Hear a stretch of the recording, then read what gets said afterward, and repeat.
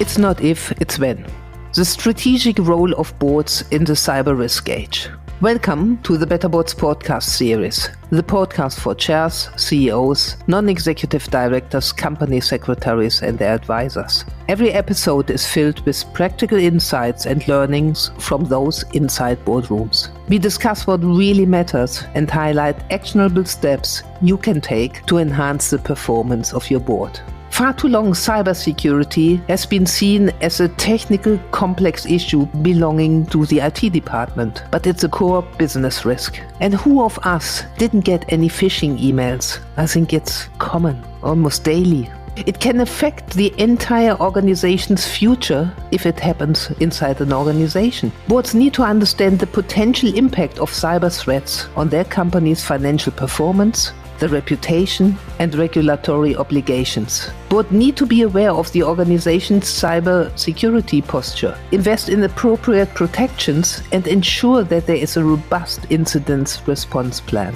I'm delighted to speak with Beatrice Devillon-Cohen. Beatrice has over 25 years of investment banking experience, having led trader teams across the UK and Europe, Asia and the US. She has managed large and significant P&Ls and lived through multiple financial and non-financial crises, as well as the technological revolution with the development of electronic trading. She has now developed a portfolio of non-executive director positions, having recently served on the Audit Committee of the European Investment Bank and the Finance Committee at King's College in London. She is currently Senior Independent Director and Chair of the Risk Committee at Mitsubishi Securities EMEA.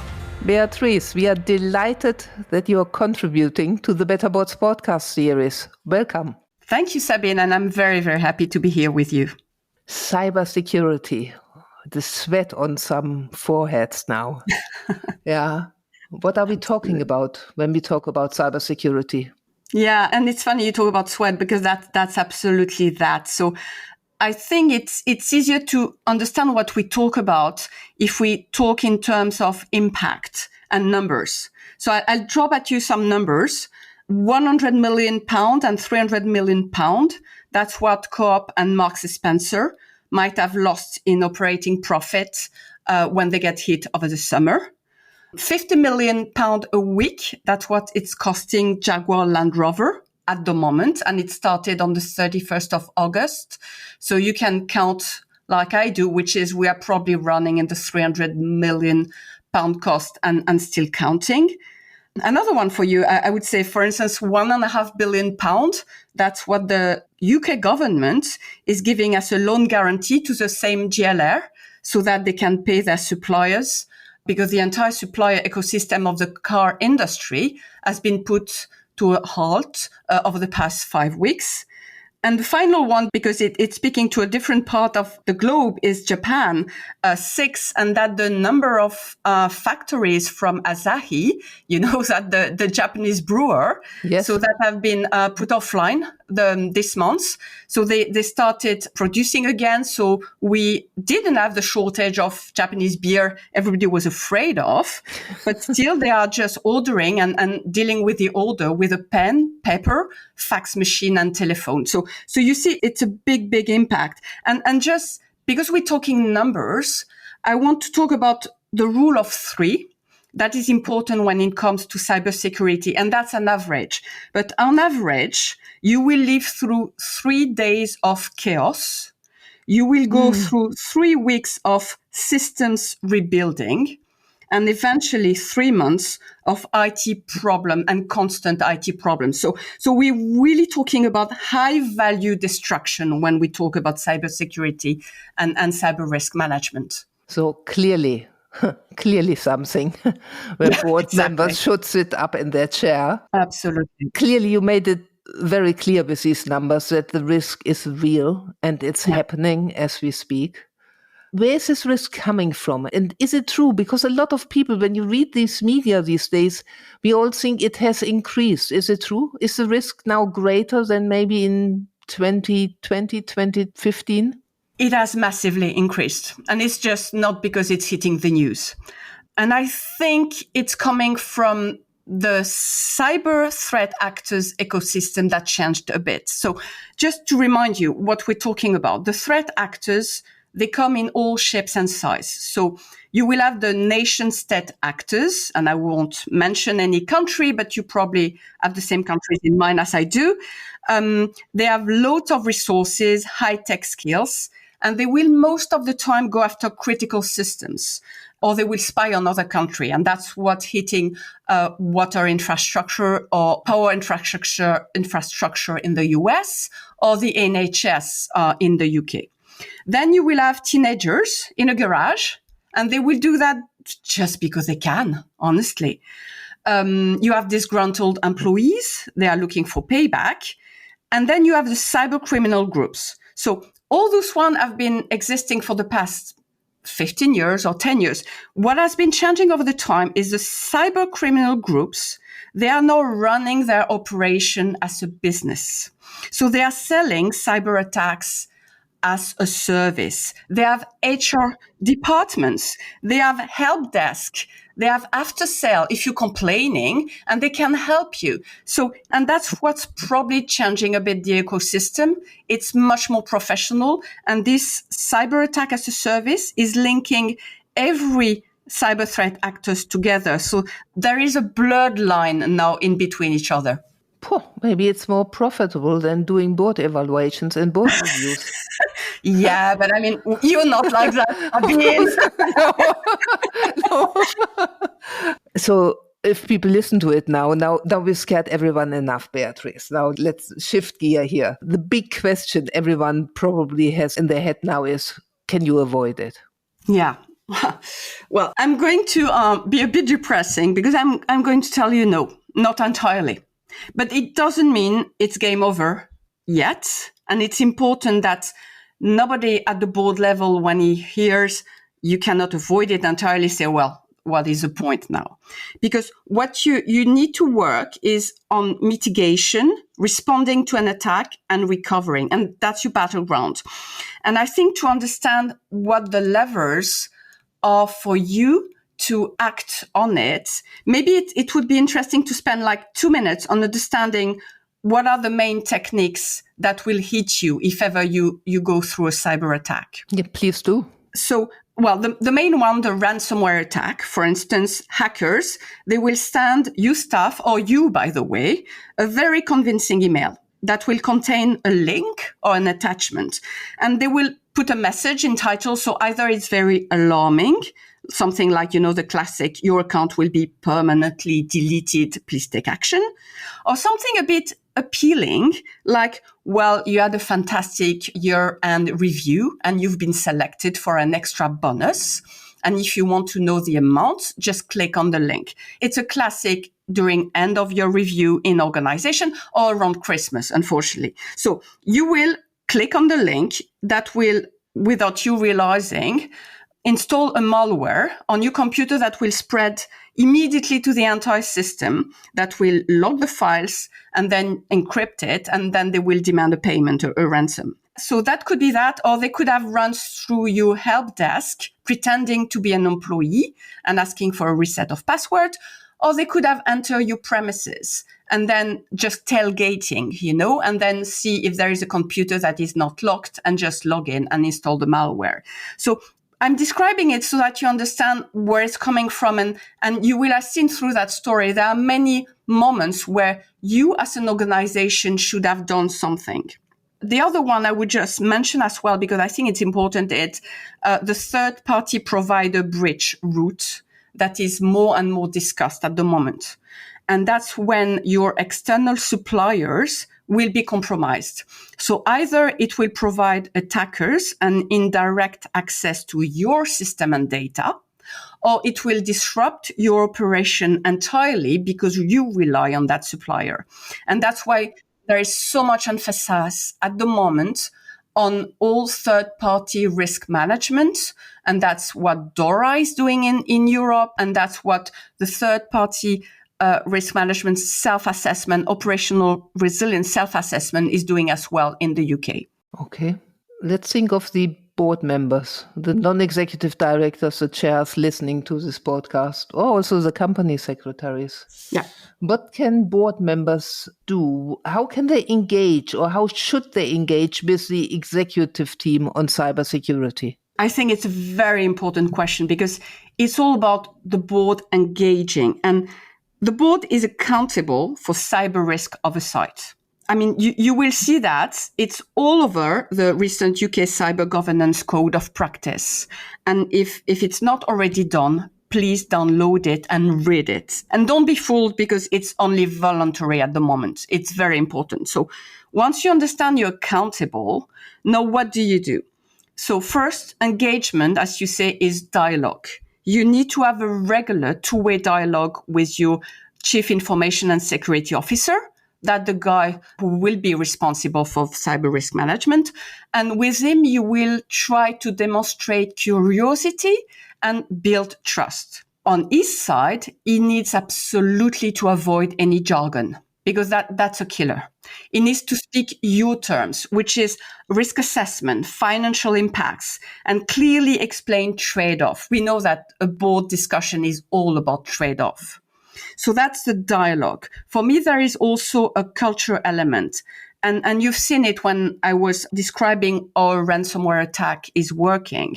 You need to understand the cyber culture of your organization, from your own staff to your suppliers, because they will all be potentially weak links. So you can invest in people, hire cyber talent, upskill current employees, and make sure too that there is a no blame culture. Because when someone is doing something wrong, like clicking on a phishing email, it's not great. We all agree on that. But if they are quick enough to escalate it, maybe you can avoid the worst. And then obviously money. I think cybersecurity investment should not be seen as a cost center. It should be more of a strategic investment. And so it should be segregated for the larger IT budget because you don't want it to conflict with, end of life, merge of legacy platform. You want it to be a standalone cyber budget. And to finish, test. You need to make sure as board member that cyber exercises are run regularly. And you need to participate in one annually, by the way. So test. A final word that I'm using all the time is never hope for the best when it comes to cybersecurity, because hope will not be a strategy. Food for thought here. So let's see, something has happened now. Yeah. What's responsibility in an incident? Yeah. So as you said, you did everything fine and still you hit. Life is unfair. But I mean, you're there. So what do you do? So let's take the example of ransomware, because I think it's the one that will speak to most of the audience. There will be two critical decisions for the board during the crisis as it starts. The first is, do you make contact with the threat actor? And the second one is, do you pay the ransom or not? And because you will have test, as I said in the previous point, normally you will have a sort of decision tree that can guide you in deciding what to do in that special circumstances. And you will have in the room people that will help you take that right decision. That will be HR, com, legal, and obviously the CEO, the CISO. But I think legal should never be forgotten. So you take that decision. Now, what do you do on top of it? And there is something that is a bit softer skill. You need to be a coach for the executive, because they are going to go through hell. They won't get some rest. Remember the rule of 3. It might last 3 weeks or 3 months or even longer. So you need to make sure that there is a clear delegation of authority, that they can sleep, that they are rotating teams. You need to make sure as well that if any information related to their family has been leaked to the threat actors, they will be supported and their judgment will not be clouded. So you need to really look at that psychological dimension. You will have also obviously to review communication, and I'm not talking about grammar or just like correcting typos. It's all about transparent, timely, accurate, and making sure there are no privileged information included in it. And when I speak about external communication. I speak about internal as well, especially if personal information from your employees has been stolen. You don't want to ruin years of improving tone from the top in just one event. And finally, obviously, the regulatory dimension. The board will need to satisfy themselves that regulatory and contractual obligations have been appropriately met. And if you're operating globally, that means as well considering the sequence of what regulator is informed when. So that is what you need to do, which is plenty, honestly. That's why training on it and testing it is very, very important. You know, listening to you, of course, the first word that popped in my head is culture. Yeah. I mean, how important culture of the overall organization really is, that someone dares to basically speak up when you have done a dumb thing. Yes. And we probably all listeners, regardless in which country they are, we all receive these messages. You know, the amount of times last month alone, I got apparently some contracts via DocuSign where I was thinking, wait a second, I know exactly with whom we signed contracts. Yeah. And they would never write like this, but it's there and everyone experienced it. So these issues are somehow very much interrelated, aren't they? So as part of the prevention, make sure that you have a good culture. Yes. And that's why as well, when you speak a lot about it, you make it obvious that it unfortunately will probably happen. And it doesn't mean you're stupid. It means that the attacker was really clever and you can still do something. It makes a difference. That's when people start to escalate. When you understand as well, it's working through the organization, the impact and what you could do to prevent it. And that's why the quantification of risk and how you can influence your risk posture is important, because people will understand that they have sort of an effect on the risk, on the cyber risk posture. So it's all absolutely linked. I agree with you. Now let's look at the skills board members really have. I'm always, when we talk about cybersecurity, digitization, AI, and I look around in the boardrooms we serve, that's not the age group that really is a wizard in these type of things, is it? Well, that's not... It's not meant to be ageist or dismissive. No, I hear you and absolutely hear you. On the opposite of the argument, I would say that people tend sometimes to take too much comfort in thinking that's not for them and almost be complacent. You know that the classic, it's too complicated. I'm not good with computers, or worse, they don't like me. Computers don't like me. And when you think about it, we at the board, we are collectively responsible for cyber risk. I'm coming back once again to the UK Cyber Risk Governance Code.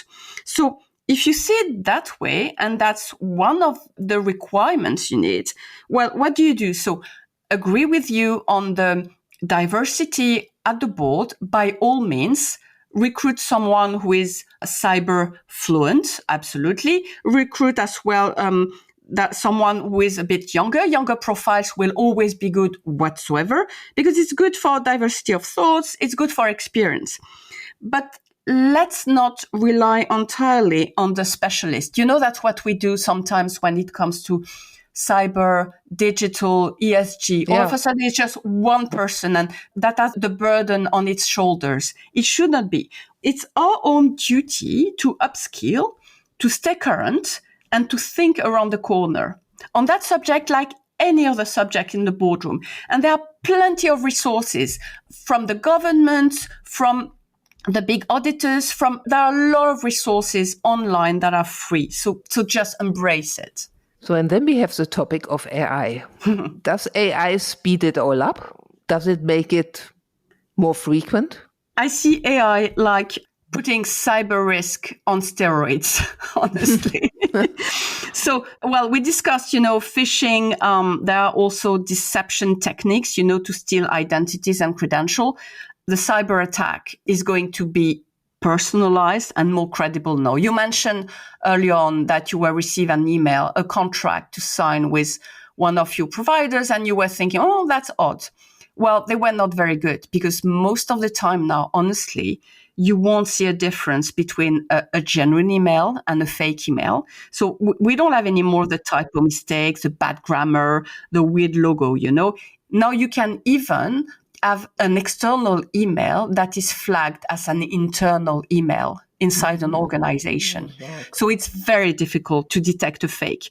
So it's about accuracy.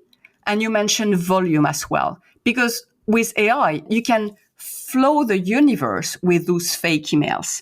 So it's a volume game, it's a number game, and they have the upper hand because you need to detect each and every fake email or phishing email, to take that example, that they throw at you.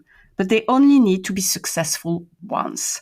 So for me, AI is very dangerous. However, and I don't want to seem that depressing all the time. Not at all, like Beatrice, not at all. Obviously, there is a positive on it because the AI machine learning is going to enable better detection for your company, better defense, pattern analysis. So there is plus, but honestly, at the moment, it's quite an unfair game.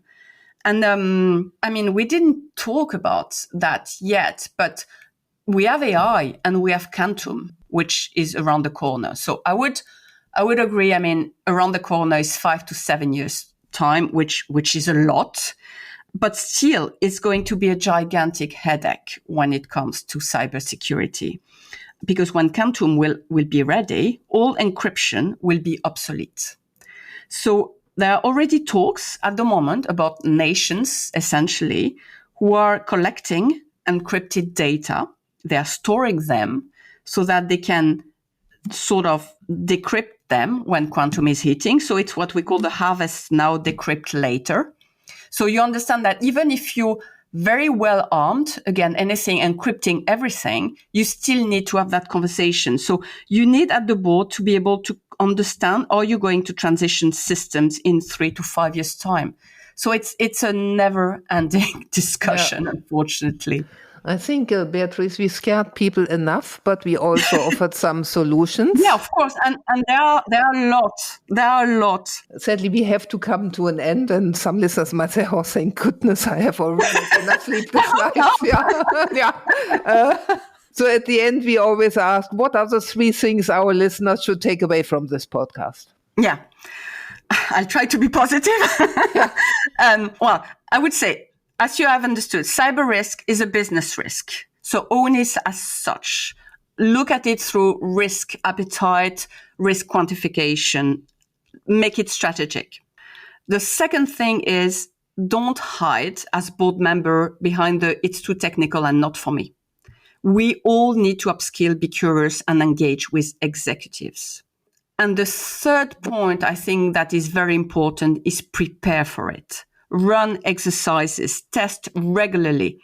It will happen, so be ready. Beatrice, thank you so much for contributing to the Better Boards podcast series. Thank you for having me, Sabine.